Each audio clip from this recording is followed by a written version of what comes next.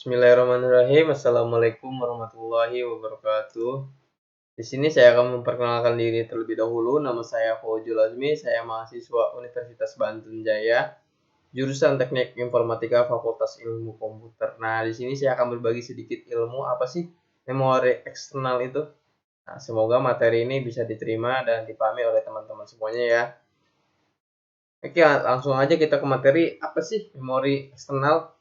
Memori eksternal atau memori sekunder adalah perangkat keras untuk melakukan operasi pembacaan dan penyimpanan data di luar memori utama. External memory adalah memori yang bersifat non-volatile, di mana data yang disimpan di dalamnya tidak akan hilang ketika sistem mati. Jadi, ada dua sifat, yaitu volatile dan non-volatile. Kalau memori internal itu kebanyakan ataupun semuanya bersifat volatile. Jadi ketika sistem dimatikan ataupun komputer dimatikan, walaupun data disimpan, itu data itu sudah akan langsung hilang gitu. Berbeda dengan yang bersifat non-volatile. Kalau bersifat non-volatile, ketika data itu sudah disimpan atau di-save, walaupun perangkat itu dimatikan ataupun tanpa ada daya listrik, nah si data itu akan terus ada, akan selalu ada, terkecuali ada beberapa sebab yang menyebabkan data itu hilang ataupun rusak. Kategori media penyimpanan di sini ada dua, ada magnetik dan optik. Keduanya berupa piringan dikenal satuan rotasi piringan atau RPM. Makin cepat perputaran, semakin cepat waktu akses. Namun, makin besar tekanan terhadap piringan sehingga makin besar panas yang dihasilkan. Jadi semakin cepat perputaran dari optik dan sistem pembacaannya itu semakin cepat juga panas atau semakin besar panas yang dihasilkan. Di sini ada beberapa faktor kenapa sih kita membutuhkan memori eksternal itu. Yang pertama, dibutuhkan media penyimpanan data untuk jangka waktu panjang. Nah, untuk hal yang pertama ini kita itu kalau di memori internal itu ketika data ataupun komputer dimatikan, data itu kan hilang. Nah, itu tidak dalam jangka waktu panjang gitu media penyimpanannya. Kebutuhan akan memori utama saja tidak mencukupi sehingga dibuat memori tambahan untuk menyimpan data yang lebih besar dan fleksibel. Jadi memori internal itu bisa dibilang kapasitasnya low. Nah, sedangkan memori eksternal itu bisa besar-besar kapasitasnya. Jadi dibutuhkan media penyimpanan data yang sangat besar juga gitu untuk menyimpan data-data kita yang besar ataupun yang banyak. Dan juga membutuhkan yang lebih fleksibel, bisa dibawa kemana aja dan lebih mudah gitu untuk mengakses datanya. Semakin besar peralatan penyimpanan, maka dengan sendirinya mempengaruhi waktu pemrosesan. Jadi media penyimpanannya itu kalau semakin besar, maka semakin cepat atau mudahlah akses yang ataupun pemrosesannya lebih gampang, lebih mudah dan lebih cepat ya. Itu. Di sini ada beberapa ciri-ciri memori eksternal. Ada bersifat non-volatile, walaupun komputer dimatikan data yang simpan tidak hilang. Yang ketiga, tidak berhubungan langsung dengan bus CPU. Yang keempat, membutuhkan perantara untuk menghubungkan kedua perangkat. Yang kelima, akses data cukup lambat. Yang keenam, disebabkan oleh bandwidth bus yang lebih riptek. Hal ini juga dikarenakan adanya mekanisme perputaran head dan piringan magnetik yang memakan waktu. Jadi untuk poin 1, poin 2 itu sudah dijelaskan ya. Kalau poin 3, karena yang berhubungan langsung dengan memori atau dengan bus CPU itu adalah memori internal. Jadi dia tidak berhubungan langsung. Membutuhkan perantara. Jadi si memori eksternal itu membutuhkan perantara untuk ke bus CPU ataupun ke perangkat komputer kita gitu. Butuh port-port. Yang terakhir, disebabkan oleh bandwidth bus yang lebih riptek. Hal ini dikarenakan adanya mekanisme perputaran head. Nah, jadi kalau contohnya hard disk aja lah, dia itu membutuhkan perputaran head. Jadi magnetik dengan pembacaannya itu dengan piringan lah. Dia itu perputaran dan di situ juga untuk membutuhkan waktu juga untuk pembacaannya seperti itu. Nah, di sini ada beberapa fungsi. Dapat menyimpan berkas secara permanen, dapat menyimpan program yang belum dieksekusi oleh prosesor, nah, dan memori virtual. Jadi ada beberapa media ataupun beberapa fungsi dari memori eksternal tersendiri. Nah, di sini saya akan jelaskan menurut jenis-jenis memori eksternal menurut akses datanya. Ada SISD dan DISD. Jadi kalau SISD itu media penyimpanan yang pengaksesannya itu harus secara urut, tidak bisa secara langsung kita ke data tersebut gitu. Jadi harus secara urut. Kalau 1, 2, 3, 4 kita pengen ke data 4 harus melewati 1, 2, 3 dulu baru ke 4. Seperti itu kalau SSD. Sedangkan kalau DHSD, nah dia itu bisa langsung dapat mengakses langsung di posisinya gitu.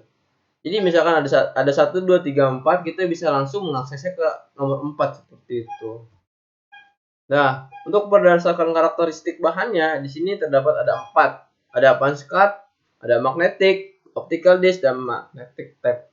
Punch card merupakan kartu kecil berisi lubang-lubang yang menggambarkan berbagai instruksi atau data. Kartu ini dibaca melalui punch card reader yang sudah tidak digunakan lagi sejak tahun 1979. Kalau magnetic disk ini merupakan disk yang terbuat dari bahan yang bersifat magnetik, contohnya floppy dan hard disk. Nah, di sini ada beberapa alat-alatnya, ada spindle, cakra magnetik, red head, enclosure, interfacing module. Nah, di sini ada disknya, ada disk, dan juga ada piringannya atau slide atau headnya. Dia itu untuk ngebaca dari disknya, data yang tersimpan di disk itu. Sedangkan optical disk adalah media penyimpanan data elektronik yang dapat ditulis dan dibaca dengan menggunakan sinar laser. Nah, bisa dibilang optical disc itu kalau sekarang itu kaset ya, media penyimpanan kaset. Jadi dia itu pembacaannya menggunakan sinar laser. Nah, ditemukan teknologi pertama oleh Philips pada tahun 1978 dan berlanjut seterusnya yaitu oleh Sony pada tahun 1983. Nah, di sini ada ciri-ciri dan jenisnya. Menggunakan laser untuk menulis dan membaca, dapat digunakan untuk menyimpan data yang volumenya sangat besar, dapat membaca lebih cepat. Nah, di sini ada beberapa ciri-ciri dari optical disc. Dan untuk jenis-jenisnya ada CD, DVD, dan Blu-ray. Dia juga dari ketiga jenis ini memiliki kapasitas dan kekurangan dan kelebihannya masing-masing. Bisa dibilang untuk sekarang optical disc atau CD itu sudah tidak digunakan lagi karena kerentanan rusak datanya yang disimpan di dalam CD-CD tersebut. Saya masukkan di sini ada beberapa contoh alat memori eksternal, ada SSD, sistem cloud, dan flash disk atau USB flash drive. SSD juga dikenal dengan sebutan solid state device atau solid state disk yang bersifat non-volatile. Atau datanya tidak akan hilang meski tanpa adanya daya listrik yang mengalir di dalamnya. Dahulu media penyimpanan banyak dilakukan dengan menggunakan hard disk drive, namun sekarang ini sudah banyak yang mulai beralih ke SSD karena penyimpanan bisa dilakukan dengan lebih cepat dan juga memiliki ketahanan yang lebih baik. Hal ini disebabkan karena SSD merupakan sistem penyimpanan tanpa komponen bergerak. Berbeda dengan hard disk yang komponennya bergerak ya, karena si disknya itu bergerak berputar gitu dan dibaca oleh head. Nah, itu yang bisa dibilang akses data itu tidak secepat dengan SSD yang hanya membutuhkan rangkaian PCB gitu, rangkaian PCB yang tidak bergerak, komponennya tidak bergerak. Ada sistem cloud. Cloud adalah singkatan dari clouding komputer atau komputasi awan, dan istilah ini merujuk pada tugas dan layanan yang disediakan oleh hosting. Saya bisa jelaskan di sini kalau sistem cloud itu adalah kita bisa menyimpan data secara langsung tanpa menggunakan fisik ataupun media secara fisik. Kita hanya membutuhkan akses internet dan kita bisa menyimpan data kita di internet seperti itu. Jadi ada perusahaan-perusahaan yang menyediakan penyimpanan tersebut gitu. Jadi kita bisa membeli ataupun bisa dengan free, tapi kalau kita membeli kita mendapatkan fasilitas-fasilitas lebih dibandingkan dengan yang free seperti itu. Jadi kita lebih mudah untuk mengakses data ataupun upload ataupun download data lebih mudah, hanya membutuhkan data internet saja.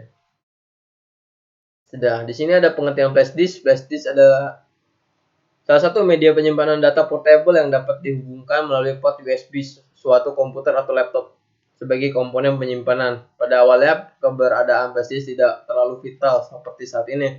Bahkan ukuran flash disk pada awalnya tidak kurang dari setengah giga atau 512 MB saja. Ukuran seperti itu bahkan lebih kecil dari ukuran CD atau DVD pada saat itu yang kapasitasnya 700 MB. Nah, jadi pertama keluarnya flash disk itu kapasitasnya itu hanya 512 MB saja. Bisa dibilang dengan harga yang cukup pada saat itu bisa cukup mahal. Kapasitas yang kita dapatkan hanya 512 MB saja dibandingkan dengan CD ataupun DVD dengan harga yang bisa dibilang lebih murah. Kapasitasnya mendapatkan lebih dari kapasitas flash disk. pada saat itu. Sedangkan untuk sekarang Flash itu bisa dibilang suatu alat media penyimpanan eksternal yang cukup murah, cukup mudah diaksesnya, dan cukup cepat juga karena untuk sekarang media portnya itu sudah menggunakan port 4.0 ataupun 3.0 atau 4.0. Jadi kapasitas pembacaan, pengiriman ataupun upload data ataupun download data dari flash disk ke media komputer kita itu bisa dibilang sudah cukup cepat. Jadi untuk pengaksesan datanya lebih mudah lagi. Oke, cukup sekian materi dari saya tentang memori eksternal. Kurang lebihnya saya mohon maaf. Apabila ada masukan tolong isi di kolom komentar dan semoga apa yang saya sampaikan bermanfaat untuk semuanya. Oh iya, jangan lupa buat teman-teman di subscribe channel Fasna iTech official karena di sini banyak video-video belajar untuk orang-orang IT ataupun orang-orang dari jurusan teknik informatika. Kalau Anda ingin belajar apa sih tentang teknik informatika, di sini ada. Untuk channel YouTube-nya adalah Fasna iTech Official dan tolong di-subscribe juga dan di follow juga IG Fasna iTech Official ya. Nah, di sini juga ada beberapa materi-materi yang kita bisa dapatkan dari akun Instagram ini. Cukup sekian. Oke, see you next time.